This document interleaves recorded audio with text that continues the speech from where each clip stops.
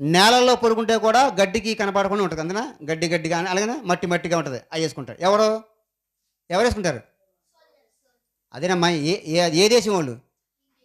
India వాళ్ళు. మరి పాకిస్తాన్ వాళ్ళు? అది ఇప్పుడు లేనికి వచ్చారు. అందరూ అది వేసుకుంటాడు. అందుట్లో పాకిస్తాన్ ఎవడో తెలియదు, ఇండియా వాడు ఎవడో తెలియదు, అమెరికా వాడు ఎవడో తెలియదు. అంటే అందరూ ఒకలాగానే ఉంటారా? అది మన పాడిసలు కూడా అందరూ ఒకలాగానే ఉంటారు. మనతోనే ఉంటారు, పక్కనే ఉంటారు. డ్రెస్ ఏం మార్చుకోరు. నేను నీకు విరోధం అని చెప్పి డ్రెస్ మార్చుకుంటారేంటి?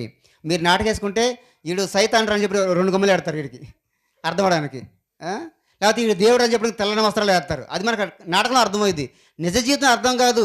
పాకిస్తాన్ ఒకే డ్రెస్ వేస్తాడు, ఎందుకని వాడు కూడా భూమిలో మట్టిలో కలిసిపోవాలి, కనపడకూడదు. మరి ఇండియా కూడా కనపడకూడదు. ఇదివరకు ఉండేవి. కానీ ఏమైంది రాను ఈ డెవలప్ అయిన తర్వాత అర్థమైంది, ఓహో ఈ వస్త్రాలు వేసుకుంటారు, నన్ను కనిపెట్టి చంపేస్తున్నాడు కాబట్టి నేను కూడా ఈ మట్టిలో కలిసిపోవాలి. ఆడు మట్టిలో కలిసిపోతాడు, ఈడు మట్టిలో కలిసిపోతాడు. ఎవడు ఇండియనో తెలియదు, ఎవడ పాకిస్తాన్ తెలియదు, బాంబులు పెంచుకోవడమే. కాబట్టి మనం ఉంటున్నప్పుడు ఎవడు క్రిస్టియనో తెలియదు, ఎవడు క్రైస్తవుడు కానివాడో తెలియదు మనకు. ఎవడు విశ్వాసో తెలియదు, ఎవడు అవిశ్వాసో తెలియదు. వాడు మనతోనే ఉంటాడు, కానీ ఏం చేస్తాడు? మనకు బాంబు పేలుస్తాడు మధ్యలో.